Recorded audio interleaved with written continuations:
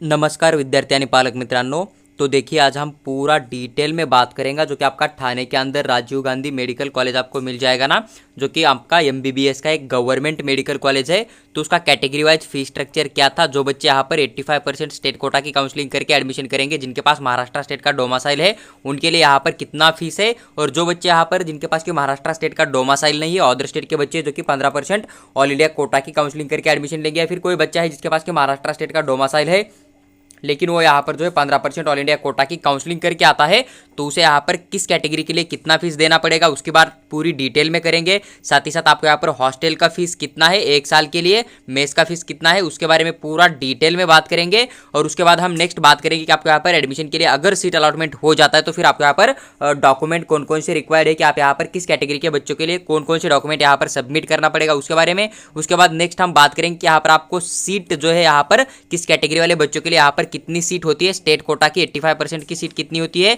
साथ ही साथ यहाँ पर ऑल इंडिया कोटा की जो टोटल सीट कितनी है उसके बारे में पूरा डिटेल में बात करेंगे। और वीडियो के लास्ट में मैं आपके साथ शेयर करूंगा कि लास्ट ईयर का यहाँ पर जो आपके राउंड 1 प्लस राउंड 2 हो गया था ना, तो उसके अंदर इसका कैटेगरी वाइज कट ऑफ क्या गया था, जो कि आपका 85% स्टेट कोटा होता है ना, तो उसका कट ऑफ यहाँ पर विथ डिटेल एक्सप्लेन करके मैं आपके साथ शेयर करूंगा। और साथ ही साथ मैं आपके साथ शेयर करूंगा कि आपको यहाँ पर 2024 के अंदर अगर आप यहाँ पर एडमिशन करना चाहते हो तो आपको मिनिमम जो है कितना यहाँ पर नीट स्कोर करना पड़ेगा, तभी आपको यहाँ पर जो है अलॉटमेंट हो सकता है एमबीबीएस कोर्स के लिए। सबसे पहले तो देखो आपका जो कॉलेज है राजीव गांधी मेडिकल कॉलेज आपको ठाणे के अंदर देखने को मिल जाएगा। यहाँ पर जो एडमिशन का फीस है 2023 का मैं आपके साथ शेयर कर रहा हूँ, इस बात का आपको ध्यान रखना है। तो उसके अंदर आपको थोड़ा बहुत इंक्रीजमेंट जो है 2024 के अंदर देखने को मिल जाएगा। जब ऑफिशियली रिजल्ट के बाद इसका ऑफिशियल 2024 का फीस स्ट्रक्चर रिलीज हो जाएगा ना, तो भी मैं आपके साथ शेयर करने की पूरी कोशिश करूंगा। देखो यहाँ पर जो महाराष्ट्र का गवर्नमेंट कॉलेज आपको देखने को मिल जाएगा ना, यहाँ पर अगर अंडर ग्रेजुएट की बात करें, एमबीबीएस कोर्स की हम बात करें, इस बात का आपको थोड़ा सा ध्यान रखना पड़ेगा। तो यहाँ पर आपको कैटेगरी वाइज कितनी फीस पे करनी है, आपको यहाँ पर जो है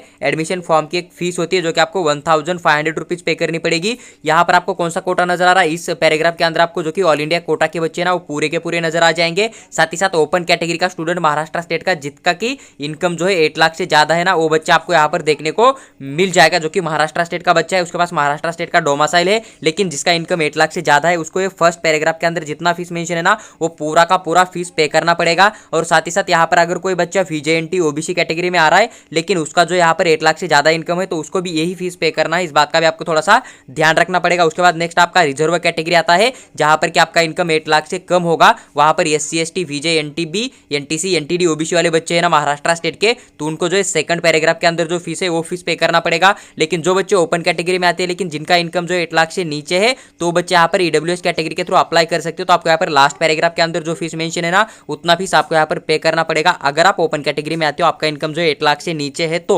उसके बाद देखो यहाँ पर सबसे पहला फीस है जो कि एडमिशन फीस है, जो कि यहाँ पर ऑल इंडिया कोटा या फिर ओपन कैटेगरी के स्टूडेंट है उनके लिए 1500 आपको देखने को मिल जाएगा, जो कि रिजर्व कैटेगरी के अंदर आता है। रिजर्व कैटेगरी के अंदर आपको SC ST VJ NTB NTC NTD OBC पूरी, साथ ही साथ यहाँ पर एक SBC कैटेगरी होती है ना, वो भी आपकी रिजर्व कैटेगरी के अंदर आ जाएगी। तो आपको यहाँ पर 1500 रुपीज जो है फीस पे करना पड़ेगा। और EWS वाले बच्चों के लिए भी यहाँ पर 1500 रुपीज जो है फीस पे करना पड़ेगा।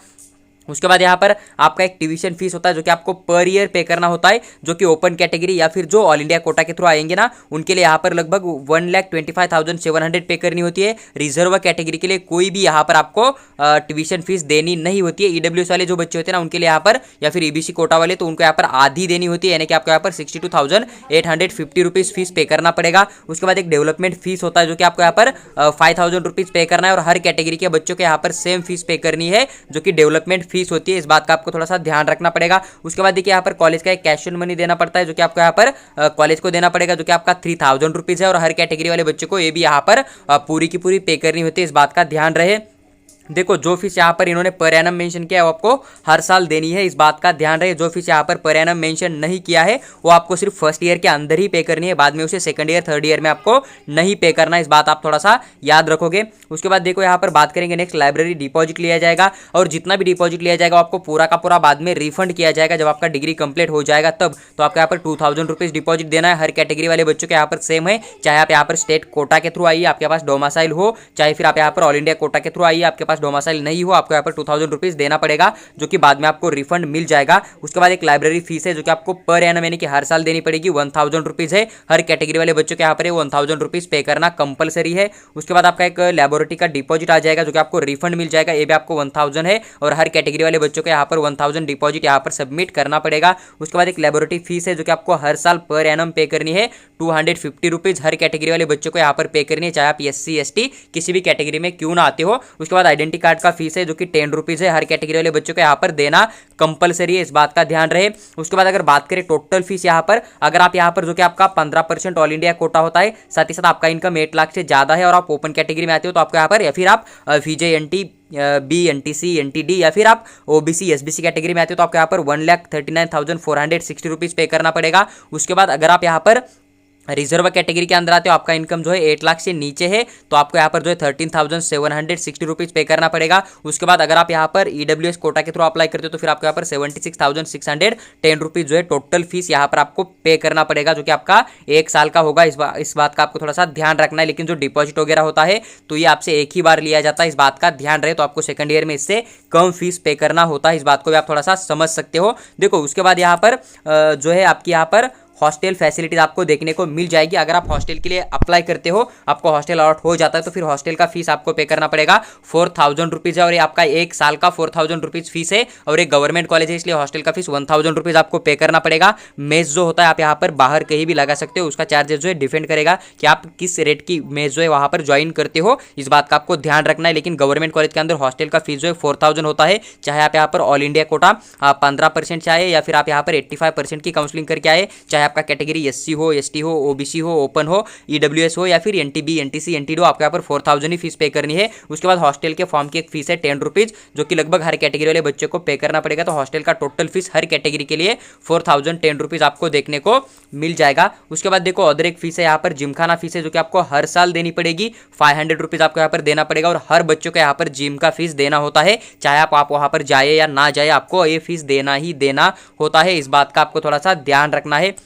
देखो इन्होंने यहाँ पर साफ साफ मेंशन किया है कि आपको यहाँ पर एक कंप्लीट एट्यूटरी MSCT इंश्योरेंस है, जिसका कि डिमांड ड्राफ्ट आपको यहाँ पर बनाकर सबमिट करना पड़ेगा नेशनल बैंक का। उसके बाद देखो यहाँ पर कुछ फीस ऑदर मेंशन किया है, जैसे कि enrolment fee and other fee है, जैसे कि state student and all India quota के स्टूडेंट है ना, उनके लिए स्टूडेंट वेलफेयर फंड होता है, 500 रुपीज़ आपको पे करना पड़ेगा। यूनिवर्सिटी का डेवलपमेंट फंड है जो कि 100 रुपीज़ आपको पे करना पड़ेगा, और हर कैटेगरी वाले बच्चे को ये सेम फीस आपको पे करना पड़ेगा। उसके बाद एक कंप्यूटर फीस या फिर जो आपका जर्नल फीस है 100 रुपीज़, वो भी आपको देना पड़ेगा। तो एक ऑदर फीस जो भी होता है आपका या फिर इनरोलमेंट चार्ज होता है तो 700 रुपीज़ आपको यहाँ पर पे करना है हर बच्चे को, इस बात का आपको थोड़ा सा ध्यान रखना पड़ेगा। तो ये टोटल फीस जितनी भी मैंने मेंशन किया ना, पूरा का पूरा फीस आपको पे करना पड़ेगा। कैटेगरी वाइज भी आप यहाँ पर चेक कर सकते हो। आपको स्कॉलरशिप जो है बस यहाँ पर जो ट्यूशन फीस होता है ना उसके अंदर दिया जाता है, इस बात का आपको थोड़ा सा ध्यान रखना है। बाकी लगभग पूरी की पूरी फीस सेम कैटेगरी के लिए, मतलब जितनी भी कैटेगरी है उनके लिए आपको सेम ही देखने को मिल जाएगी। देखो आपको यहाँ पर ओरिजिनल डॉक्यूमेंट देना पड़ेगा, प्लस आपको यहाँ पर 2 सेट जेरोक्स भी यहाँ पर इनके पास सबमिट करना पड़ेगा टाइम ऑफ एडमिशन के दिन। उसके बाद आपको यहाँ पर सेपरेट DD निकालना है। फर्स्ट DD आपका जो ट्यूशन फीस का लगेगा 1,39,460 का, या फिर अदर DD जो है आपका यहाँ पर 13,760 रुपीज़ का रहेगा, जो कि यहाँ पर रिजर्व कैटेगरी के अंदर आते हैं। उनके बाद अगर बात करें यहाँ पर EWS के लिए तो 76,610 रुपीज़ आपको यहाँ पर DD बनाना पड़ेगा। देखो ये फीस आपको यहाँ पर पे करनी है। आपको जो डिमांड ड्राफ्ट बनाना है ना, यहाँ पर dean Rajiv Gandhi medical college Kalwa Thane इस नाम से आपको बनाना है। देखो उसके बाद इन्होंने मेंशन किया है कि जो SC ST OBC VJNT and EWS category student है ना, इनको यहाँ पर स्कॉलरशिप के अप्लाई करना है महा DBT के ऊपर ट्यूशन फीस के लिए। अगर आप यहाँ पर अप्लाई नहीं करते हो या फिर आपको स्कॉलरशिप नहीं दिया जाता है तो फिर आपको यहाँ पर जो है ओपन कैटेगरी का पूरा फीस पे करना पड़ेगा। यानी कि आपको एडमिशन लेने के बाद महा DBT का जो वेबसाइट है ना वहाँ पर जाके स्कॉलरशिप के लिए अप्लाई करना पड़ेगा। अगर आपका स्कॉलरशिप आ जाता है तो फिर आपका जो ट्यूशन फीस गवर्नमेंट की तरफ से कॉलेज को दिया जाएगा। लेकिन आपका अगर स्कॉलरशिप आप फिल नहीं करते हो फॉर्म या फिर आपको रिजेक्ट किया जाता है स्कॉलरशिप के अंदर, तो फिर आपको यहाँ पर जितना ओपन कैटेगरी का फीस है उतना पे करना पड़ेगा। इसलिए सभी बच्चों को अपने डॉक्यूमेंट रेडी रखकर महा DBT के ऊपर जाके अपना स्कॉलरशिप का फॉर्म फिल करना कंपलसरी होता है। अगर बात करें यहाँ पर आपको डॉक्यूमेंट कौन कौन से देने पड़ेंगे, तो देखो पूरे ओरिजिनल डॉक्यूमेंट आपको सबमिट करना पड़ेगा, जैसे कि फोटो ऑफ आइडेंटिटी प्रूफ, आप यहाँ पर आधार कार्ड, पैन कार्ड या फिर पासपोर्ट या फिर ड्राइविंग लाइसेंस कोई भी दे सकते हो। उसके बाद आपका वोटर ID भी आप यहाँ पर सबमिट करोगे। उसके बाद नीट UG का जो एडमिट कार्ड है, हॉल टिकट होता है, वो भी आपको देना पड़ेगा। जिस साल एडमिशन ले रहे हो, जैसे कि 2024 में, तो आपके पास 2024 का होना चाहिए। उसके बाद नीट का जो है एक आपके पास सिलेक्शन लेटर भी होना चाहिए। उसके बाद नीट UG का एक स्टेटमेंट ऑफ मार्क या फिर जो रैंक मतलब स्कोर कार्ड होता है ना, वो भी आपको यहाँ पर सबमिट करना पड़ेगा। उसके बाद नेशनलिटी डोमासाइल होता है जो कि आपके स्टेट वाले बच्चे होते हैं ना उनके पास होता है, तो ये भी आपको यहाँ पर देना पड़ेगा। उसके बाद एसएससी का मार्कशीट होता है, आपको ये भी सबमिट करना पड़ेगा। 10th क्लास का एक पासिंग डॉक्यूमेंट होता है जो कि मार्कशीट होता है, तो उसके ऊपर आपका डीओबी यानी कि डेट ऑफ बर्थ लिखा होता है, तो वो भी आपको यहाँ पर देना पड़ेगा। उसके बाद देखो एचएससी के दोनों आपको मार्कशीट प्लस पासिंग सर्टिफिकेट होता है ना, वो भी देना पड़ेगा। उसके बाद आपके पास यहाँ पर एक कॉलेज का टीसी चाहिए जो कि लिविंग सर्टिफिकेट होता है, वो भी आपको देना पड़ेगा। फिजिकल फिटनेस यानी कि आपका जो मेडिकल फिटनेस होता है ना, जो कि आपका सीईटी सेल आपको काउंसलिंग के टाइम रिलीज करेगा ना, तो आपको यहाँ पर सबमिट करने का है। और ये जब रिलीज हो जाएगा तब इसका फॉर्मेट मैं आपके साथ शेयर करूंगा। उसके लिए बस आप हमारा जो है टेलीग्राम ग्रुप ज्वाइन कर सकते हो, उसके अंदर मैं आपको पीडीएफ सीधा वहां पर शेयर करने की पूरी कोशिश करूंगा। उसके बाद देखिए यहाँ पर प्रीवियस कॉलेज का जो एक लेटर होता है ना, वो भी आपको यहाँ पर सबमिट करना पड़ेगा। उसके बाद देखो कुछ रिजर्व कैटेगरी होती है, जैसे कि आपको माइग्रेशन डॉक्यूमेंट देना पड़ेगा, या फिर आपको कास्ट या फिर कास्ट वैलिडिटी या फिर नॉन क्रिमिनल देना पड़ेगा। या आपको किन बच्चों के लिए देना पड़ेगा, कास्ट एंड कास्ट वैलिडिटी आपको एससी एसटी, उसके बाद आपका जो ओबीसी हो जाएगा, उसके बाद आपका एसबीसी कैटेगरी हो जाएगा। और फीजे एनटी वाले जो आते हैं ना, एनटी के अंदर आपका एनटीबी एनटीसी एनटीडी होता है ना, तो उनको ये पूरा का पूरा यहाँ पर देना पड़ेगा जो कि कास्ट एंड कास्ट वैलिडिटी होता है। लेकिन जो एससी एसटी वाले बच्चे होते हैं ना, उनको यहाँ पर कोई भी नॉन क्रिमिनल देना नहीं होता है। नॉन क्रिमिनल बस ये जो बाकी रिजर्व कैटेगरी बचती है ना, तो उनको यहाँ पर सबमिट करना पड़ेगा। और साथ ही साथ आपको इनकम भी यहाँ पर देना होता है। और ईडब्ल्यूएस कोटा में अगर आप आओगे तो आपको ईडब्ल्यूएस वाला डॉक्यूमेंट यहाँ पर सबमिट करना होता है। उसके बाद कुछ स्पेशल रिजर्वेशन होते हैं, जैसे कि आपका डिफेंस 1 डिफेंस 2 है, तो आपको वहाँ पर वो भी देना पड़ेगा। पेरेंट्स का जो है डॉक्यूमेंट लगेगा। उसके बाद डिफेंस 3 होता है जो कि ट्रांसफर होता है, वो भी देना पड़ेगा। हिल एरिया का भी आपको यहाँ पर सबमिट करना पड़ेगा। साथ ही साथ पेरेंट्स का डोमासाइल भी देना पड़ेगा, जो बच्चे यहाँ पर डिफेंस एंड हिल एरिया में आते हैं ना उनके लिए। उसके बाद ईडब्ल्यूएस में आते हो तो आपको ईडब्ल्यूएस का डॉक्यूमेंट यहाँ पर सबमिट करना पड़ेगा। अगर आप फिजिकल हैंडीकैप में आते हो तो आपको यहाँ पर फिजिकल हैंडीकैप का भी डॉक्यूमेंट देना पड़ेगा। तो देखिए पूरा डिटेल में बात किया हमने, जो कि आपका फी स्ट्रक्चर था यहाँ पर एमबीबीएस कोर्स के लिए। साथ ही साथ जो भी आपको डॉक्यूमेंट रिक्वायर थे ना स्कॉलरशिप लेने के लिए, फिर एडमिशन लेने के लिए, तो पूरा हमने डिटेल में बात किया। जो ओपन कैटेगरी में बच्चे आते हैं ना, उनके पास जस्ट महाराष्ट्र स्टेट का डोमासाइल होना चाहिए। 10th क्लास प्लस आपका जो 12th क्लास होता है ना, उसके डॉक्यूमेंट होने चाहिए। नीट का जो भी एडमिट कार्ड स्कोर कार्ड होता है ना, या फिर पासपोर्ट साइज का फोटोग्राफ वगैरह वही होना चाहिए, या फिर आधार कार्ड वगैरह, बस इतना ही आपके पास होना चाहिए। बाकी डॉक्यूमेंट आपको यहाँ पर देने की कोई जरूरत नहीं पड़ेगी। देखो अभी हम बात करेंगे कि यहाँ पर टोटल सीट कितने हैं category wise. Maharashtra 85% state quota के अंदर से, और उसके बाद हम कट ऑफ के बारे में भी डिटेल में चर्चा करेंगे। बात करें जो कि आपका राजीव गांधी मेडिकल कॉलेज है ना, ठाणे का, मुंबई का, तो यहाँ पर एमबीबीएस का जो फाइनल कट ऑफ गया था 2023-24 के अंदर, तो राउंड 1 का मैं आपके साथ नीट स्कोर शेयर करूंगा हर कैटेगरी का, जो कि आपका एक जनरल कोटा होता है, साथ ही साथ आपका वुमन कोटा होता है ना, दोनों कोटा का कट ऑफ शेयर करूंगा। साथ ही साथ हिल एरिया का कुछ सीट होता है ना, तो उसका भी शेयर करने की पूरी कोशिश करूंगा। और राउंड 2 का भी कट ऑफ मैं आपके साथ शेयर करूंगा। और आपको यहाँ पर जो है राउंड 2 का ऑल इंडिया रैंक भी मैं आपके साथ शेयर करूंगा। और लास्ट में मैं आपको यहाँ पर एक्सपेक्टेड कट ऑफ 2024-25 के लिए क्या लेके चलना है, उसकी भी बात हम यहाँ पर डिटेल में करेंगे। लेकिन उससे पहले हम यहाँ पर बात करेंगे कि एमबीबीएस का जो सीट मैट्रिक्स है 2023-24 के लिए क्या था इसका, उसके बारे में। देखो यहाँ पर अगर टोटल इंटेक की बात करें तो टोटल आपको 100 सीट देखने को मिल जाएगा। इसमें से आपका 15 सीट जो है ऑल इंडिया कोटा के थ्रू फिल किया जाएगा। और जो बचा हुआ 85 सीट है ना, आपका जो कि महाराष्ट्र स्टेट के बच्चे हैं ना, जिनके पास डोमासाइल होता है, उनके लिए यहाँ पर आपको देखने को मिल जाएगा। देखो यहाँ पर आपको कैटेगरी देखने को मिल जाएगी। हर कैटेगरी के अंदर से मैं जनरल कोटा की सीट आपके साथ शेयर करूंगा। जनरल कोटा के अंदर जो होता है ना, यहाँ पर मेल प्लस जो फीमेल होती है ना, तो उनमें से जिसका स्कोर ज्यादा होगा उसे यहाँ पर अलॉटमेंट किया जाएगा। लेकिन वुमन कोटा जो होता है ना, यहाँ पर सिर्फ जो फीमेल स्टूडेंट होती है उनको ही अलॉटमेंट किया जाता है। ऑर्फन का ऑर्फन के लिए होता है, इस बात का ध्यान रखना है। पीडब्ल्यूडी यानी कि फिजिकल हैंडीकैप के लिए होता है। General hill area same, male plus female दोनों में से जिसका स्कोर ज्यादा होगा उसे जनरल हिल एरिया के थ्रू सीट दिया जाएगा। वुमन हिल एरिया के अंदर से सिर्फ यहाँ पर फीमेल स्टूडेंट को ही सीट दिया जाता है, इस बात का भी आपको थोड़ा सा ध्यान रखना है। उसके बाद अगर बात करें यहाँ पर एससी कैटेगरी का, तो जनरल के थ्रू आपको यहाँ पर 7 सीट देखने को मिल जाएगा। वुमन के लिए 2 सीट है। ऑर्फन एन का आपको 1 सीट देखने को मिल जाएगा। फिजिकल हैंडीकैप का 1 सीट आपको नजर आ जाएगा। और यहाँ पर वुमन हिल एरिया का 1 सीट आपको एससी कैटेगरी के अंदर से देखने को मिल जाएगा। उसके बाद एसटी कैटेगरी की बात करें तो जनरल के 4 सीट है, वुमन के 2 सीट मिल जाएगा। बाकी कोई भी सीट आपको यहाँ पर नजर नहीं आएगा। फीजे कैटेगरी की बात करें तो 1 सीट है, जनरल का 1 सीट है आपका यहाँ पर वुमन कोटा का। बाकी कोई भी सीट आपको यहाँ पर फीजे कैटेगरी के अंदर से देखने को नहीं मिलेगा। एनटीबी की बात करें तो 1 सीट है जनरल का, 1 सीट है वुमन का। बाकी कोई सीट आपको यहाँ पर नजर नहीं आएगा। एनटीसी का बात करें तो 2 सीट है जनरल का, 1 सीट है यहाँ पर वुमन कोटा का, और एक आपको यहाँ पर जो है ऑर्फन का सीट देखने को मिल जाएगा। नेक्स्ट एनटीडी कैटेगरी की बात करें तो यहाँ पर जनरल का 1 सीट है, वुमन का 1 सीट है। बाकी कोई सीट नहीं है यहाँ पर। ओबीसी कैटेगरी की बात करें तो 9 सीट है जनरल का, 5 सीट है वुमन का यहाँ पर। उसके बाद पीडब्ल्यूडी यानी कि फिजिकल हैंडीकैप का 1 सीट है, और यहाँ पर जनरल हिल एरिया का आपको 1 सीट देखने को मिल जाएगा ओबीसी कैटेगरी के लिए। ईडब्ल्यूएस कोटा की बात करें तो 6 सीट है जनरल का, 2 सीट है वुमन कोटा का। बाकी किसी के लिए कोई सीट आपको यहाँ पर नजर नहीं आएगा। उसके बाद अगर ओपन कैटेगरी की बात करें तो 18 सीट है जनरल का, 8 सीट है वुमन कोटा का। बाकी 2 सीट आपको फिजिकल हैंडीकैप का देखने को मिल जाएगा, 1 सीट यहाँ पर आपको जनरल हिल एरिया का नजर आ जाएगा ओपन कैटेगरी के अंदर से। अगर बात करें यहाँ पर अदर रिजर्वेशन जो कि आपका डिफेंस 1 डिफेंस 2 होता है उनके लिए, तो डिफेंस 1 का जनरल के थ्रू 2 सीट है, वुमन के लिए आपको एक सीट देखने को मिल जाएगा। डिफेंस 2 का जो है यहाँ पर वुमन कोटा का एक सीट है। डिफेंस 3 के लिए एक सीट आपको जनरल का मिल जाएगा। महाराष्ट्र कर्नाटक बॉर्डर का कोई भी सीट आपको यहाँ पर नजर नहीं आएगा। और जो मैनेजमेंट कोटा IQ कोटा होता है ना, वो सिर्फ आपका प्राइवेट कॉलेज के अंदर होता है, तो यहाँ पर आपको कोई भी मैनेजमेंट का सीट देखने को नहीं मिलेगा। इस बात का ध्यान रखना है। देखो अभी हम बात करेंगे यहाँ पर कि कैटेगरी वाइज कट ऑफ क्या गया था। तो देखो यहाँ पर अगर बात करें सबसे पहले SC कैटेगरी का, तो जनरल कोटा के थ्रू यहाँ पर 539 देखने को मिल जाएगा राउंड 1 के अंदर। वुमन के लिए यहाँ पर 541 देखने को मिल जाएगा। राउंड 2 की बात करें तो यहाँ पर 527 आपको जनरल का मिल जाएगा। 532 आपको यहाँ पर जो है वुमन कोटा का मिल जाएगा। और अगर बात करें यहाँ पर हिल एरिया का, तो 534 कट ऑफ आपको यहाँ पर नजर आ जाएगा SC कैटेगरी के अंदर से हिल एरिया का। अगर ऑल इंडिया रैंक की बात करें जनरल के थ्रू, तो 82,886 आपको मिल जाएगा। वही अगर वुमन कोटा की बात करें तो 78,746 आपको यहाँ पर जो है SC कैटेगरी का वुमन कोटा का ऑल इंडिया रैंक नजर आ जाएगा। उसके बाद नेक्स्ट आपका ST कैटेगरी आता है। जनरल के थ्रू बात करें राउंड 1 का, तो 415 देखने को मिल जाएगा। वुमन के लिए 417 नजर आ जाएगा। राउंड 2 की बात करें तो 413 है जनरल का, 417 आपको वुमन कोटा का देखने को मिल जाएगा। अगर बात करें यहाँ पर ऑल इंडिया रैंक का, तो लगभग 2,11,568 आपको देखने को मिल जाएगा जनरल का। और वुमन कोटा की बात करें तो 2,06,343 आपको यहाँ पर नजर आ जाएगा वुमन कोटा का। नेक्स्ट आपका जो कैटेगरी आता है विजय कैटेगरी। विजय कैटेगरी की बात करें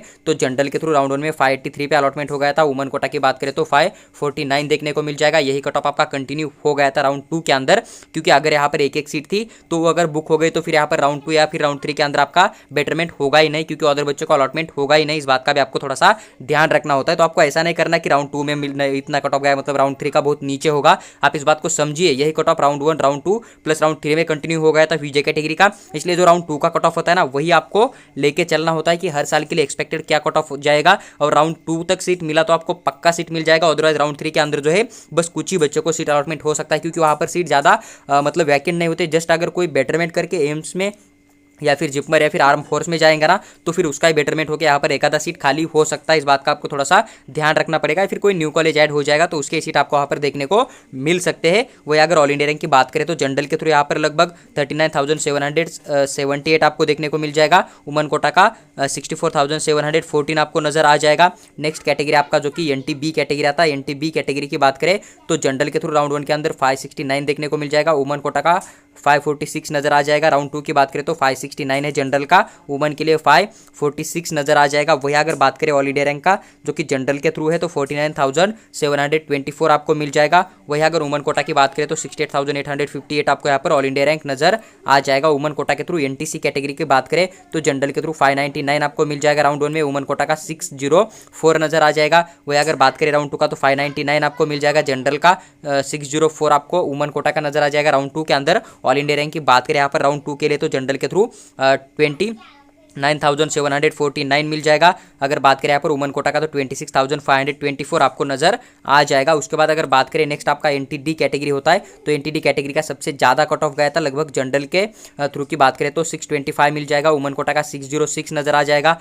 वही अगर बात करें यहाँ पर राउंड 2 के लिए, तो 625 है जनरल का, 606 आपको यहाँ पर वुमन कोटा का देखने को मिल जाएगा। अगर बात करें यहाँ पर जो कि मतलब आपका ऑल इंडिया रैंक होता है, तो 15,926 आपको जनरल का मिल जाएगा। 25,383 आपको यहाँ पर जो है वुमन का ऑल इंडिया रैंक नजर आ जाएगा। उसके बाद नेक्स्ट आपका OBC कैटेगरी आता है। OBC कैटेगरी की बात करें तो जनरल के थ्रू 618 आपको देखने को मिल जाएगा। वुमन कोटा का 615 देखने को मिल जाएगा। और हिल एरिया का जो है 617 आपको यहाँ पर कट ऑफ देखने को मिल जाएगा। सेम राउंड 2 के लिए भी आप यही लेके चलोगे। उसके बाद अगर बात करें यहाँ पर राउंड 2 के लिए, तो 615 आपको जनरल प्लस वुमन दोनों कोटा का कट ऑफ यहाँ पर नजर आ जाएगा। अगर ऑल इंडिया रैंक की बात करें तो यहाँ पर लगभग 20,695 मिल जाएगा जनरल का। 20,866 आपको यहाँ पर जो है ऑल इंडिया रैंक नजर आ जाएगा वुमन कोटा का। आप यहाँ पर देखिए नीट स्कोर सेम है, लेकिन ऑल इंडिया रैंक आपको नजर आ रहा है जो कि डिफरेंट है। और ऑल इंडिया रैंक के थ्रू ही आपको अलॉटमेंट किया जाता है, नीट स्कोर के थ्रू अलॉटमेंट नहीं किया जाता। इस बात का भी ध्यान रखना पड़ेगा। उसके बाद देखो EWS कोटा की बात करें तो जनरल के थ्रू 625 के ऊपर मिला था राउंड 1 में। वुमन कोटा की बात करें तो 628 लेके चलिए। उसके बाद अगर बात करें यहाँ पर जो कि राउंड 2 था, तो 621 आपको देखने को मिल जाएगा, जो कि जनरल का कट ऑफ था। उसके बाद अगर बात करें यहाँ पर वुमन के लिए, तो 628 आपको देखने को मिल जाएगा। वही अगर बात करें ऑल इंडिया रैंक का, तो जनरल का जो ऑल इंडिया रैंक था 17,663 आपको मिल जाएगा। वही अगर वुमन कोटा की बात करें तो 14,512 आपको यहाँ पर EWS का वुमन कोटा का ऑल इंडिया रैंक नजर आ जाएगा। उसके बाद लास्ट कैटेगरी आपका जो कि ओपन कैटेगरी होता है। ओपन कैटेगरी की बात करें तो जनरल के थ्रू राउंड 1 के अंदर 637 के ऊपर अलॉटमेंट हो गया था। वुमन की बात करें तो 639 679 आपको देखने को मिल जाएगा। राउंड 2 की बात करें तो जनरल का 630 है और वुमेन कोटा का 634 आपको देखने को मिल जाएगा। हिल एरिया का कट ऑफ यहाँ पर 640 आपको ओपन कैटेगरी के अंदर देखने को मिल जाएगा। अगर ऑल इंडिया रैंक की बात करें तो जनरल के थ्रू 13,763 आपको मिल जाएगा। वुमन कोटा का 12,317 आपको यहाँ पर जो है ऑल इंडिया रैंक नजर आ जाएगा। उसके बाद अगर हम बात करें यहाँ पर एक्सपेक्टेड कट ऑफ के बारे में, तो जो अभी जो भी मैंने यहाँ पर आपके साथ कट ऑफ शेयर किया ना, उसके अंदर जो भी मैंने राउंड 2 का कट ऑफ शेयर किया, उसके अंदर जो आपका ऑल इंडिया रैंक था ना राउंड 2 का, तो उसे आप एक्सपेक्टेड कट ऑफ लेके चल सकते हो 2024 के लिए। लेकिन आपका जो नीट स्कोर होता है ना, उसे आप एक्सपेक्टेड कट ऑफ मत लेके चलिए। लेकिन यहाँ पर एक बात बन सकती है, अगर 10 न्यू गवर्नमेंट कॉलेज ऐड हो जाएगा तो ये कट ऑफ आपको थोड़ा बहुत डिक्रीज होता हुआ भी नजर आ सकता है। लेकिन एनएमसी ने अपडेट दे के रखा है कि 10 न्यू कॉलेज आने वाले हैं। लेकिन अभी ऑफिशियल जो कि आपका स्टेट गवर्नमेंट होता है ना, उनका कोई भी नोटिस नहीं आया, तो नोटिस आने के बाद आपको एक जनरल आइडिया मिल जाएगा कि कट ऑफ नीचे जाएगा या फिर ऊपर जाएगा। तो जब वो नोटिस आ जाएगा तब हम वो भी वीडियो बनाकर आपके साथ शेयर करने की पूरी कोशिश करेंगे। साथ ही साथ देखो, अगर हम आपको हमारे थ्रू पेड काउंसलिंग करना है एमबीबीएस से लेकर बीएससी नर्सिंग, तो आप हमें व्हाट्सएप के ऊपर मैसेज कर सकते हो। वहाँ पर हम आपको पेड काउंसलिंग के रिगार्डिंग पूरी इन्फॉर्मेशन शेयर करेंगे। साथ ही साथ आपको अगर सिर्फ हमारे साथ कॉल के ऊपर बात करके आपका डाउट सॉल्व करना है ना, तो उसके लिए हमारा 500 रुपीज़ चार्ज है। इसे आप व्हाट्सएप के ऊपर हमें मैसेज कर दिया या फिर पेमेंट करके स्क्रीनशॉट भेज दीजिए। हम आपको वहाँ पर जो है आपका एडमिशन प्रोसेस एंड होने तक आपका कॉल कभी भी 24 आवर्स में आंसर करके आपको पूरा गाइड करेंगे कि आपको यहाँ पर महाराष्ट्र स्टेट का 85% स्टेट कोटा है, फिर ऑल इंडिया कोटा के थ्रू आपको किस तरह से जो है एडमिशन प्रोसेस करना होता है, आपको कब क्या फॉर्म फिल करना पड़ेगा, फॉर्म के अंदर क्या फिल करना होता है, आपका जो भी डाउट रहेगा हर एक डाउट हम यहाँ पर जो है इस साल का एडमिशन प्रोसेस एंड होने तक पूरा का पूरा आपको गाइड करेंगे।